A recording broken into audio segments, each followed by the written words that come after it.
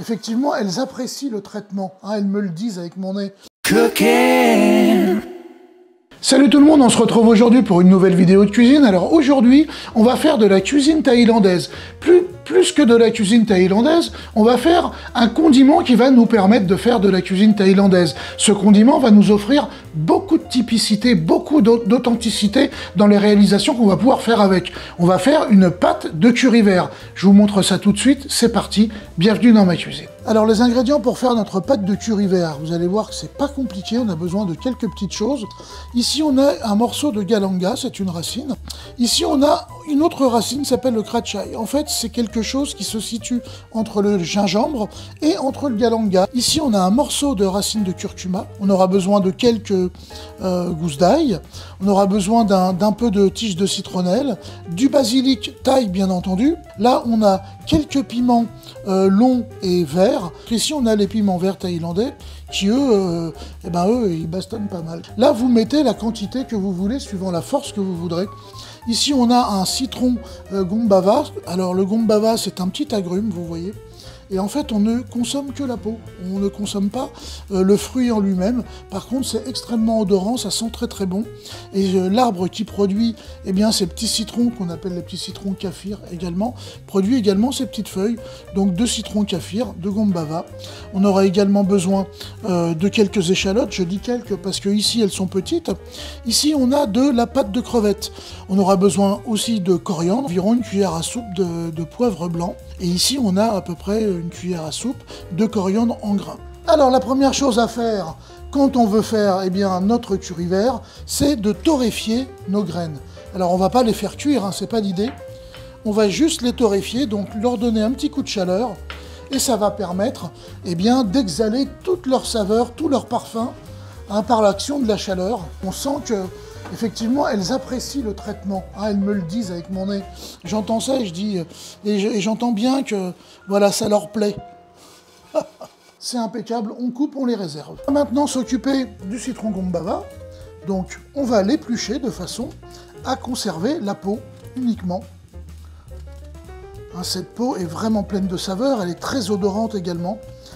Donc, on s'en prive pas. Par contre, vous le voyez, on ne garde pas la partie blanche. En tous les cas, le minimum possible. Allez, on va maintenant couper nos écorces de gombava en morceaux.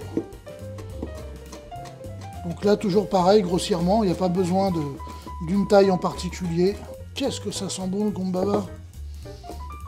On voyage juste avec lui. Même traitement pour les feuilles de gombava. Par contre, là, on va se contenter de les déchirer. On n'a pas besoin de les hacher menus. En tous les cas, pas à ce stade de la recette. J'essaie de retirer, vous voyez, les tiges centrales. Et encore, hein, c'est vraiment parce que je fais le perfectionniste, parce que sinon, ça pose aucun problème dans la préparation. Éplucher maintenant notre racine kratchai, donc je vous ai présenté tout à l'heure, qui est une petite racine avec une saveur entre le gingembre et le galanga. Et on va la couper en petits bouts. Allez, on va s'occuper maintenant de la citronnelle. Ça, on n'en a pas besoin. On va retirer l'enveloppe, si on peut l'appeler ainsi, et on garde le cœur. C'est autour du galanga. Le galanga, on n'a pas besoin de l'éplucher particulièrement. Donc, voilà, je coupe un morceau pour qu'il tienne droit. J'enlève les extrémités. Et là, c'est pareil, on va le couper. Je vais le couper en 3 morceaux. Voilà, hop. Alors, c'est une racine qui est dure. C'est le remplaçant du gingembre dans la cuisine thaïlandaise. C'est une super racine. Elle a un goût terrible et elle donne beaucoup de typicité. Si vous voulez faire quoi que ce soit de thaïlandais, vous ne pouvez pas passer à côté du galanga. Autour des petits piments thaïlandais, alors cela, attention, n'oubliez pas de mettre des gants. Donc, ou on les coupe tels quels, ou on va les ouvrir en deux et on retire les graines. Pour ma part, c'est ce que je vais faire parce qu'à la maison, tout le monde ne supporte pas le feu du piment. Alors comme je suis pas chien, je le fais pour eux. Mais pour moi, je le laisserai tel quel. Parce qu'un piment qui pique pas, je vois pas l'intérêt. Mais bon. Après, c'est chacun fait comme il veut. Allez, on va retirer tous ces petits grains qui apportent beaucoup de force. Alors déjà là, même sans les graines, Je sens les effluves du piment et déjà ça pique la gorge, donc je peux vous dire qu'ils envoient cela. On va couper les queues. Et on garde ceci et on les hache. C'est le tour des piments verts, que j'ai pépine également. Et on va les couper en petits morceaux comme le reste. On va récupérer les feuilles de basilic thaïlandais. On n'a pas besoin de conserver les tiges. On les émince rapidement. La coriandre fraîche, on n'hésite pas, on garde les tiges. C'est la partie de la coriandre où il y a le plus de saveur. Alors moi j'aime bien dans ma pâte de curry vert qu'il y ait un bon goût de coriandre, donc j'hésite pas. Ensuite c'est en fonction de vos goûts également.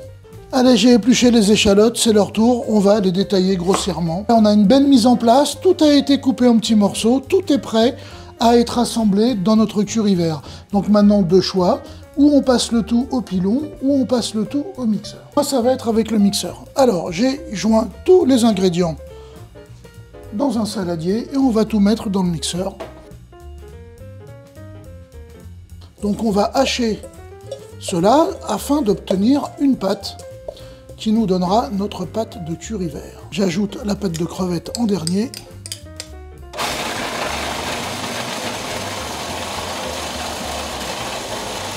Afin d'aider la pâte à prendre, je vais rajouter un petit peu d'eau.